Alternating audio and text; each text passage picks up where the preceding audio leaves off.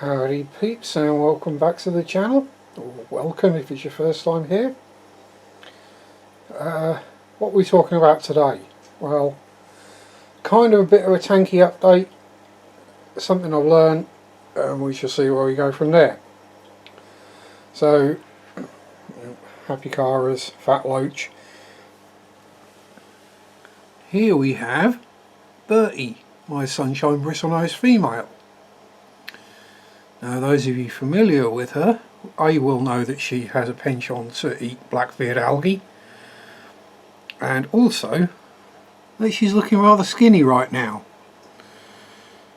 and that's cause in that cave, excuse glare etc, hidden down there, you might just be able to pick out the tail, but that's where Spotty is. So yes, we have eggs. Thankfully, it's been a while. Now, a couple of things I've figured out or experienced. So, first is, point the camera at the right thing. Second is, plecos like it tight. Now, what that means is they like their caves to be good and tight so no one else can get in there. And the cave in here is actually quite large. Now, I know that Bertie and Spotty have bred in the past, that's not a problem. I know Spotty was ready. And after talking with someone else for a bit, I thought, well, let's just stuff the cave down a bit further into the substrate. As you might be able to see, it's sort of quarter buried. And what do you know? The very next day they were both in there. The confusing thing is, the day after that, Bertie here was also back in there. So she's laid 2 days in a row, a split spawning, in the same cave. Not something I've had happen before, but you know, they're fish. Weirdness happens. So we've got the Pracox rainbows. Out of the 10 in total I originally purchased, we have 3 left. So nobody else has shown any signs of illness or anything. None of them have shown any signs of illness or disease. They just one day fine, wake up next morning, dead rainbow. So we won't be getting any more. Let's say happy carers are doing what they do. Donkey keeps swimming into things. But hopefully we might get some breeding action. Clown loaches are getting good and fat, considering the size they were when I bought them. There's one. There's the other one, which is smaller. Oh, Spotty's tail's just waggling about there. But these guys laid earlier in the week. It's Tuesday and Wednesday, so we have the Zis breeder box set up and ready to go, so that either Saturday evening or Sunday morning I'll take the cave, persuade Spotty to come out of it. And it's not necessarily that easy. He does do a good job of being a dad. He's a very good dad. He spiked me more than once. And then we'll transfer the regulars into the breeder box, along with a couple of little bits of wood and maybe a Java fern, and just to see how we go. Secondly, I've upset a few people lately with this tank because they're good, overstocked. That's not my fault. They overstock themselves. Now, these are obviously, I say obviously, cherry shrimp. Let's see if we can zoom in a bit.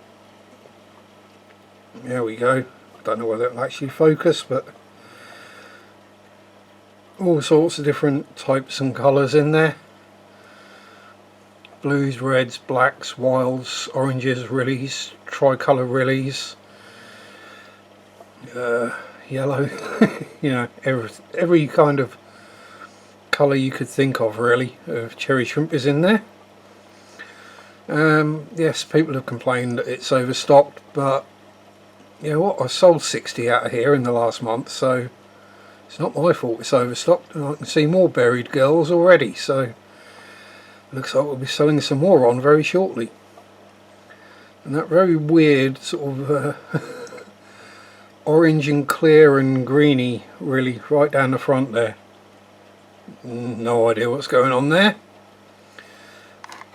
So from there we may need to do a painted Sharpie fade to black, because you don't necessarily want to see everything. We'll let the camera adjust to some light again. Pull the zoom off because we can get nice and close to these guys. And these are the Blue Dreams.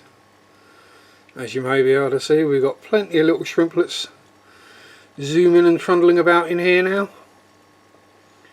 So thankfully that colony has finally kicked off and started doing what it should do. So with any luck, before too long we'll start having Blue Dreams we can sell.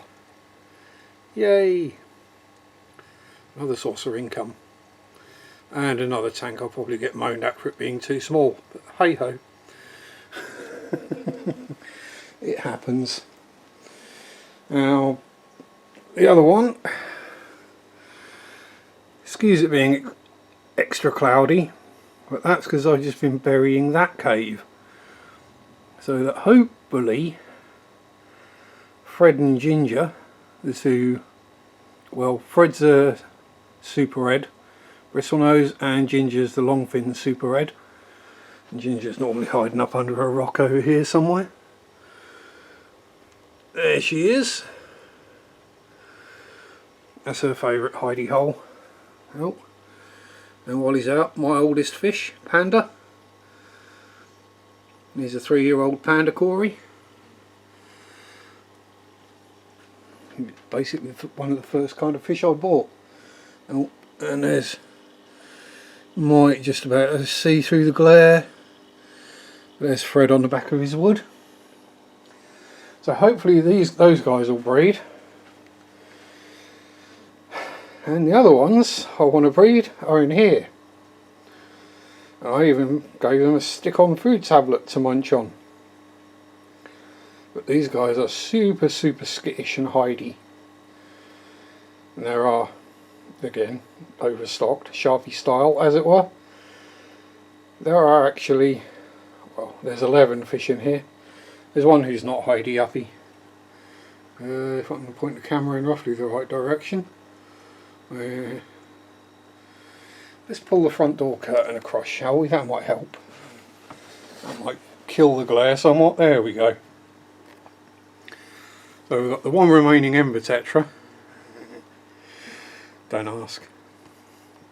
And hiding up in here, alongside the Malaysian trumpet snails, which are getting everywhere now it seems, we do have a shoal school of 10 pepper corys, or Palliatus corys. And they are all hiding behind the wood at the moment, as usual. Anytime you want to film something, it hides. But hey, oh, there's a couple of them just visible. If we come around this side, we might see them down the back. Let's see. No, they know exactly where I am at any given moment. But they're all doing well, feeding away happily. Down here we have the CPD and Pearl Daniel, CPD and Pygmy Cory tank. One of the Pygmy Corys up on the rock having a doze. And yeah, from somewhere we've got red cherry shrimp in here as well. The one there on the plant, one there on the glass, just dropping down, one on the rock. Yeah, what happens when you have cherry shrimp and trumpet snails, they just get everywhere. So, you never know, maybe a second shrimp colony, a third shrimp colony. So, that's where we are at the moment with things. As I say, if you've got a pair of bristlenoses and they're not breeding, Obviously I knew Bertie and Spotty are breeding fish because they've done it many a time each. They weren't doing it. I found digging, burying the cave a little, giving them a tighter cave. Literally the next day, spawn. So if you've got them and they're not spawning for you, perhaps give that a go. Now this weekend hopefully I'll be finding a smaller cave for in here. I'll go with a plant watering spike, being as they get nice and narrow down the end so they can get themselves in as far as they want. And fingers crossed we can have baby super reds. I may also get myself a little clown loach to go in here just for short term. Oh, look at her, how gorgeous is she. Here's my little ginger. That's what you call longfin. Om nom nom nom nom. And she is absolutely chock full of eggs, so as soon as I get the cave sorted and Fred decides it's the right cave for him, then we should have babies that look like that, if not all long fins. But yeah, anyway, thank you for watching. This has gone on a bit longer than I was expecting it to, but you know me, I get waffling. Let's take the zoom off. So thanks for watching. Enjoy your hobby with whatever it is. Peace out. Rock on. Bye bye.